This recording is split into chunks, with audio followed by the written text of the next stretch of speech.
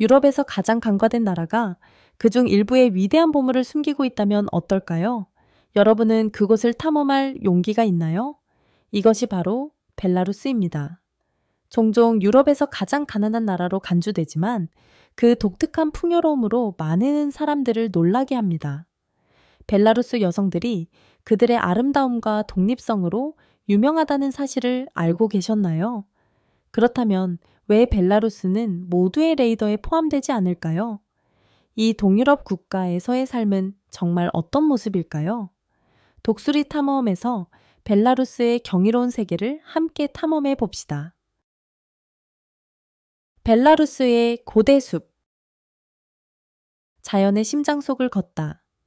벨라루스의 원시 숲속 수백 년의 역사가 속삭이는 참나무와 소나무 숲을 상상해 보세요. 장검한 나뭇가지 아래를 걸을 때마다 역사적인 시간 속으로 떠나는 기분이 듭니다. 신선한 공기는 이끼와 야생화에 흙내음을 실어 나르고 햇빛은 나무집 사이로 춤을 추며 숲 바닥에 빛과 그림자의 만화경을 만들어냅니다. 이곳은 평온의 장소로 유일한 소리는 멀리서 들려오는 새들의 노래와 부드러운 바람에 흔들리는 나무집 소리입니다. 이 숲은 평화를 추구하는 사람들에게만 안식처가 아니라 야생동물들에게도 피난처입니다. 유럽에서 가장 큰 육지 포유동물인 유럽 들소가 자유롭게 돌아다니고 있습니다. 그들의 자연 서식지에서 이들을 보는 것은 경이로운 경험으로 보존의 중요성을 상기시켜줍니다. 벨로베즈스카야 푸시차 국립공원. 벨라루스의 약 40%는 숲으로 덮여 있어 유럽의 허파라는 별명을 얻었습니다. 벨라루스 자연의 보석 중 하나는 바로 벨로베즈스카야 푸시차 국립공원입니다. 한때 유럽 평원을 덮었던 광활한 숲의 마지막이자 가장 큰 잔해 중 하나인 이 유네스코 세계문화유산은 방문객들에게 시간을 되돌리는 기회를 제공합니다. 600년 이상 된 고대 나무들이 역사적 목격자로서 조용히 서 있습니다. 이 공원은 단지 나무들만 있는 것이 아닙니다. 다양한 야생동물들이 서식하고 있습니다.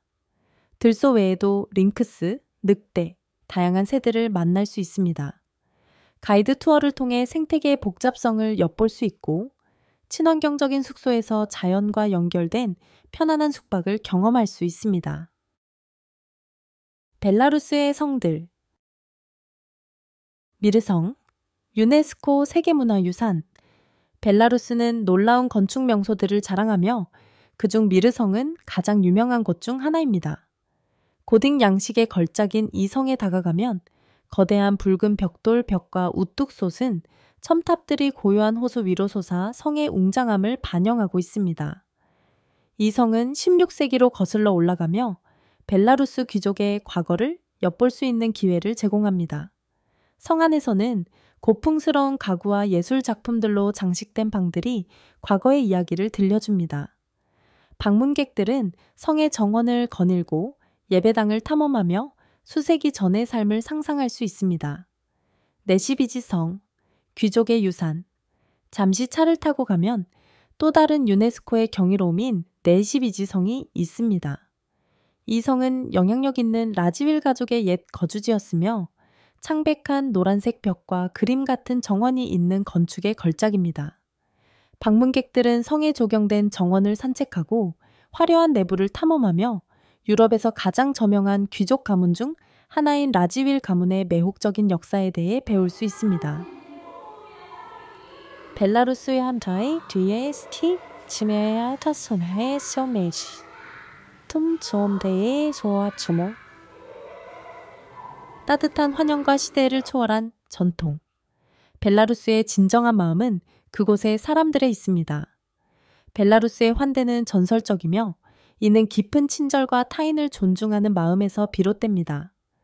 벨라루스 사람들은 손님은 하나님이 보낸 사람이라는 속담으로 그 감정을 잘 표현합니다. 친구든 낯선 사람이든 벨라루스 가정에 방문하면 가족처럼 대접받게 됩니다. 벨라루스 가정에 발을 들여놓으면 그 따뜻함을 느낄 수 있습니다. 손님을 맞이하는 전통은 여러 세대에 걸쳐 전해져 왔으며 고대의 관습에 대한 존중과 자신들의 유산에 대한 자부심이 현대적 감각과 결합된 모습입니다. 손님은 단순한 방문자가 아니라 소중한 동반자로 주인은 최상의 대접을 아끼지 않습니다. 전통적인 벨라루스 모임에 초대받는다면 어떨까요? 아마도 빵과 소금을 대접받을 것입니다. 이 제스처는 번영, 우정, 보호를 상징합니다. 빵은 종종 복잡한 패턴이나 자연의 상징으로 장식되며 아름답게 자수 놓인 천인 루슈니크 위에 놓입니다. 이 환영의 의식은 시각적이고 감동적인 잔치로 손님을 향한 주인의 사랑과 배려를 상징합니다. 집안은 아늑한 매력이 넘치는 분위기입니다. 겨울에는 따뜻한 불이 방을 드고 전통적인 민속 음악이 부드럽게 배경에서 흐를 수 있습니다. 식탁은 중심이 되어 드라니키 감자전, 마창카 진한 돼지고기 스튜, 갓 구운 호밀빵 등 든든한 요리들로 가득 차 있습니다. 절인 채소, 집에서 만든 소시지, 꿀을 넣은 디저트가 종종 등장하여 벨라루스의 풍성한 요리 전통을 보여줍니다. 음료 또한 벨라루스 환대에서 중요한 역할을 합니다. 집에서 만든 사목원 한 종류의 증류주이나 베리 리큐어가 허브차와 함께 제공될 수 있습니다. 각 한 모금은 건배나 이야기와 함께 나누어지며 손님들은 벨라루스의 삶 속으로 더욱 빠져들게 됩니다. 대화는 자연스럽게 흐르며 종종 유머, 지역 전설, 진심 어린 일화로 가득 찹니다. 주인은 가족 이야기나 마을의 역사, 수세기 동안 소중히 여겨온 벨라루스 민속에 대해 나누기도 합니다. 이러한 연결의 순간은 음식만큼이나 영양가가 있으며 손님에게 소속감을 느끼게 하고 이 동유럽 국가의 깊은 문화적 뿌리에 대한 감사함을 남깁니다. 벨라루스의 환대 전통은 가정을 넘어 확장됩니다. 시골 마을에서는 이웃들이 함께 모여 지나가는 여행자를 환영하고 도움을 주거나 단순히 친근한 대화를 나누는 일이 드물지 않습니다. 도시에서는 지역 주민들이 방문객들에게 자국의 아름다움과 유산을 진심으로 자랑하며 안내하는 경우가 많습니다. 어려운 시기에도 벨라루스의 환대는 빛을 발합니다. 쿠팔라의 밤, 쿠파라 나이트이나 마슬레니차, 말레니사와 같은 축제와 공휴일 동안 지역사회는 노래, 춤, 그리고 나누는 식사로 함께 모여 모두에게 자리를 제공하며 축하를 나눕니다. 이는 그들의 끈질긴 정신과 공동체 및 우정의 유대를 지키려는 헌신을 반영합니다. 벨라루스의 환대는 단순한 문화적 특성이 아니라 삶의 방식입니다. 과거와 현재를 이어주며 주인과 손님 모두에게 친절, 관대함, 그리고 연결의 지속적인 중요성을 상기시킵니다. 빵과 소금을 대접하는 것부터 웃음이 가득한 대화에 이르기까지 벨라루스는 열린 마음과 팔을 벌려 세상을 환영합니다. 벨라루스 여성과 가족 가치. 전통과의 깊은 연결. 벨라루스 여성들은 아름다움, 지능, 야망으로 칭송받지만 여전히 가족 전통에 깊이 뿌리를 두고 있습니다. 벨라루스 문화에서 가족은 삶의 기초이며 여성들은 강한 유대감을 유지하는 데 중요한 역할을 합니다. 결혼은 평생의 헌신으로 여겨지며 2023년 조사에 따르면 80% 이상의 여성들이 행복을 위한 성공적인 결혼이 필수적이라고 믿고 있습니다. 충성심과 존중은 관계에서 매우 중요한 가치로 여겨집니다. 벨라루스 여성들은 결혼을 진지하게 받아들이며 안정적인 파트너십을 구축하려는 의도로 결혼에 접근합니다. 이로 인해 이혼율은 많은 다른 국가들보다 낮습니다. 그들은 개인적인 꿈과 가족에 대한 헌신을 균형 있게 유지하며 종종 가족 모임을 주최하여 문화적 관습을 보존하고 세대 간의 연결을 촉진합니다. 전통과 현대를 조화롭게 융합하면서 어려운 시기에도 강한 버팀목이 되는 능력은 벨라루스 사회에서 그들의 지속적인 중요성을 잘 보여줍니다.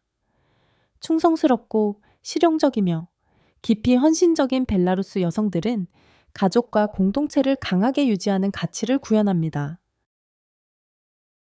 벨라루스의 요리 즐기기. 드라니키와 그 너머. 벨라루스 요리는 전통과 단순함에 뿌리를 두고 있는 푸짐하고 편안한 맛의 축제입니다. 그 중심에는 드라니키가 있습니다. 바삭한 감자전은 사워크림과 함께 제공되며 현지인과 방문객들 모두가 사랑하는 이 황금빛 간식은 가족 모임, 휴일, 심지어 일상적인 식사에서 중요한 자리를 차지하며 벨라루스 환대의 따뜻함을 담고 있습니다. 또 다른 상징적인 요리는 보르시, 영양가 높고 풍미 가득한 비트휘 수프입니다. 사워크림을 한 숟가락 올리고 호밀빵 한 조각과 함께 즐기는 이 요리는 특히 추운 겨울철에 위안을 주는 음식입니다. 벨라루스 보르시는 독특하게 감자, 양배추, 당근을 넣어 더 푸짐한 맛을 자랑합니다. 디저트도 벨라루스 요리에서 중요한 매력을 지니고 있습니다. 시르니키는 코티지 치즈로 만든 부드럽고 푹신한 팬케이크로 많은 사람들이 좋아합니다. 꿀, 잼 또는 신선한 베리로 토핑을 올려 부드럽고 달콤한 맛의 완벽한 균형을 이룹니다. 더 전통적인 디저트를 원한다면 야생 숲의 과일과 호밀가루로 만든 베리 푸딩인 쿨라가가 있습니다. 이는 벨라루스 사람들에게 시골의 유산과 연결된 향수를 불러일으키는 간식입니다. 지역 시장과 작은 가족 운영 레스토랑은 가장 진정한 요리 경험을 제공합니다. 이 활기찬 장소들은 벨라루스의 풍부한 농업 유산을 보여주며 갓 구운 호밀빵에서 절인 채소, 훈제 육류까지 다양한 음식을 제공합니다. 계절에 따라 특산물인 야생 버섯과 허브는 벨라루스와 땅과의 깊은 연결을 강조합니다. 도시를 넘어선 여행을 원하는 사람들을 위해 시골의 게스트하우스에서는 마창카, 진한 돼지고기 스튜와 클레스키, 고기속을 채운 만두와 같은 전통적인 요리를 제공하며 종종 신선한 지역 재료로 만들어집니다. 크바스, 허브차, 집에서 만든 베리 리큐어와 같은 음료는 식사 경험을 더욱 풍성하게 하며 벨라루스 삶의 진정한 맛을 선사합니다. 벨라루스 요리는 단순한 음식이 아닙니다. 이것은 나라의 문화와 전통을 엿볼 수 있는 창입니다. 겸손한 드라니키부터 축하의 의미를 담은 쿨라가까지 각 요리는 회복력, 환대, 그리고 땅과의 깊은 연결에 대한 이야기를 전합니다. 벨라루스에서의 식사는 단순한 한 끼가 아니라 따뜻함, 전통, 공동체의 경험입니다. 민스크의 야경. 어두운 후의 활력. 조용한 풍경과 역사적인 명소로 자주 연관되는 민스크는 해가 지면 활기차고 현대적인 모습을 드러냅니다. 도시의 야경은 괴너지의 댄스클럽부터 아늑한 바와 편안한 라이브 음악 공연장까지 다양한 경험을 제공합니다. 리퍼블릭과 같은 인기 있는 명소는 전율을 일으키는 음악과 북적이는 댄스 플로어로 파티를 즐기는 사람들을 끌어들이며 도시의 에너지가 살아나는 분위기를 만듭니다. 좀 더 절제된 것을 원하는 사람들을 위해 후리간 바와 같은 숨겨진 스피크이지 바는 시크하고 독점적인 분위기를 제공하며 정통 칵테일을 음미하거나 여유로운 대화를 나누기에 완벽한 장소입니다. 민스크는 또한 복고풍의 장식에서 최첨단 믹솔로지까지 다양한 테마의 바와 라운지가 증가하고 있는 곳입니다. 라이브 음악 공연장과 재즈 카페는 야경의 분위기에 세련미를 더합니다. 카페 데 파리나 TNT, 럭크 클럽과 같은 곳에서 지역 음악가들의 재능을 즐기면 민스크의 창조적인 문화와 더 깊은 연결을 느낄 수 있습니다. 이러한 곳들은 지역 주민과 방문객들이 자주 찾는 장소로 친근하고 포용적인 분위기를 만들어냅니다. 도시의 야경은 단지 장소에만 있는 것이 아니라 사람들에게서도 느껴집니다. 지역 주민들의 따뜻한 환대가 빛을 발하며 여행자들이 쉽게 환영받고 포용감을 느낄 수 있도록 해줍니다.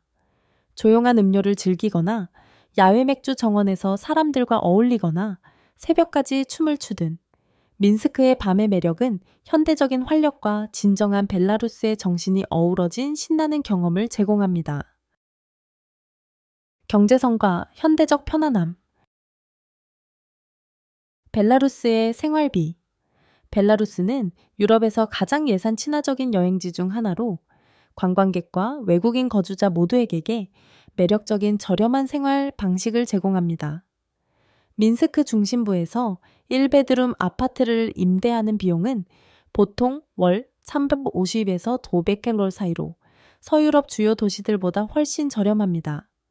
더 조용한 삶을 원하는 소도시에서는 임대료가 디페이스도까지 떨어질 수 있어 주거지가 매우 접근 가능합니다. 외식도 놀랄 만큼 저렴합니다. 중급 레스토랑에서 한 끼 식사의 가격은 8불에서 12엔 사이이며 아늑한 카페에서 커피 한 잔은 뒤에서 3배에 불과합니다. 지역 시장에서는 신선한 농산물과 일상용품을 서양 기준에 비해 훨씬 저렴한 가격으로 구입할 수 있어 과도한 지출 없이 높은 생활 수준을 유지할 수 있습니다. 경제성 외에도 벨라루스는 빠르게 현대화되고 있습니다. 의료시설은 개선되고 있으며 저렴한 비용으로 질 높은 치료를 제공합니다.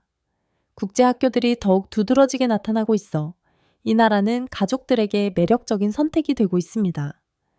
또한 완화된 비자 정책은 외국인들이 장기 체류할 수 있도록 용이하게 만들어 벨라루스는 비용 부담 없이 편안함을 원하는 외국인들에게 점점 더 매력적인 선택지가 되고 있습니다. 교육을 바탕으로 한 국가. 벨라루스의 교육. 벨라루스는 세계 문해율에서 선도적인 국가로 2024년 현재 구주권 76%의 놀라운 문해율을 자랑합니다. 이 성과는 모든 시민들에게 질 높은 학습 기회를 제공하는 교육 시스템의 강점과 포용성을 잘 보여줍니다. 이 나라의 교육에 대한 깊은 헌신은 역사에 뿌리를 두고 있으며 특히 프란시스 스카리나의 기여에서 그 뿌리를 찾을 수 있습니다.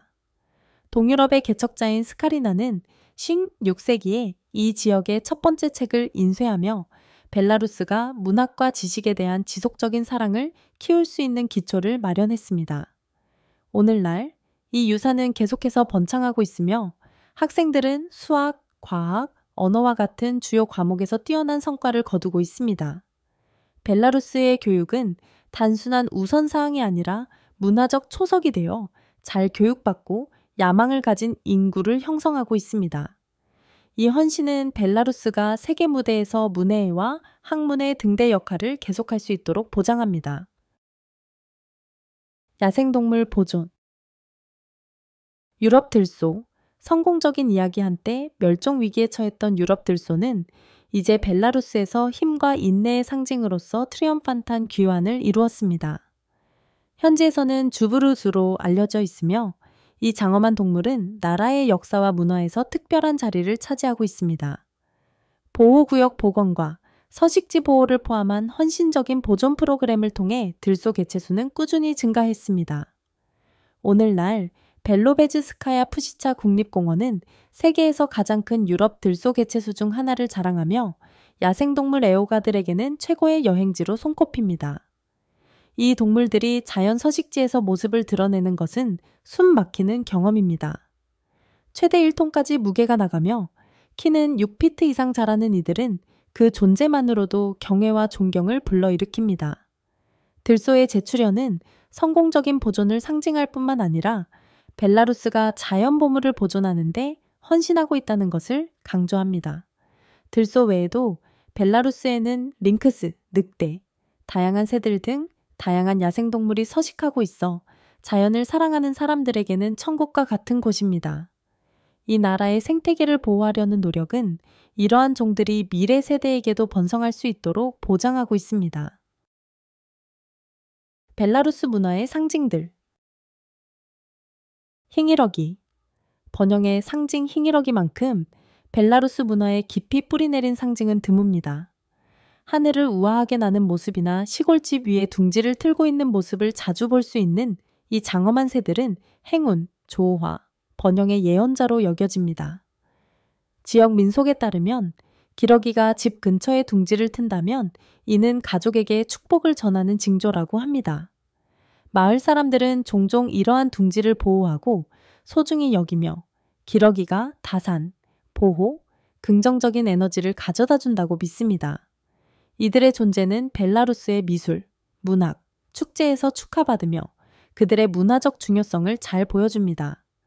벨라루스는 또한 흰기러기의 개체수를 보존하기 위한 적극적인 조치를 취하고 있으며 습지, 숲, 시골 지역에서 자연 서식지를 보호하고 있습니다. 농업 경관과 자연 환경이 섞인 벨라루스의 풍경은 기러기가 번성할 수 있는 이상적인 환경을 제공합니다. 벨라루스를 방문한 사람들은 봄과 여름철, 특히 기러기가 가장 활발히 활동하는 시기에 흰 기러기를 보는 것에 감탄하곤 합니다. 이들의 상징적 가치와 생태학적 중요성은 벨라루스 사람들과 그들의 환경 사이의 조화로운 관계를 나타내는 지속적인 상징이 됩니다. 보존을 우선시함으로써 벨라루스는 야생동물을 보호할 뿐만 아니라 이러한 자연 상징과 연결된 문화적 정체성을 강화합니다. 강력한 들소에서 우아한 기러기까지 이 동물들은 벨라루스를 정의하는 회복력, 자부심, 자연에 대한 존경심을 상징합니다.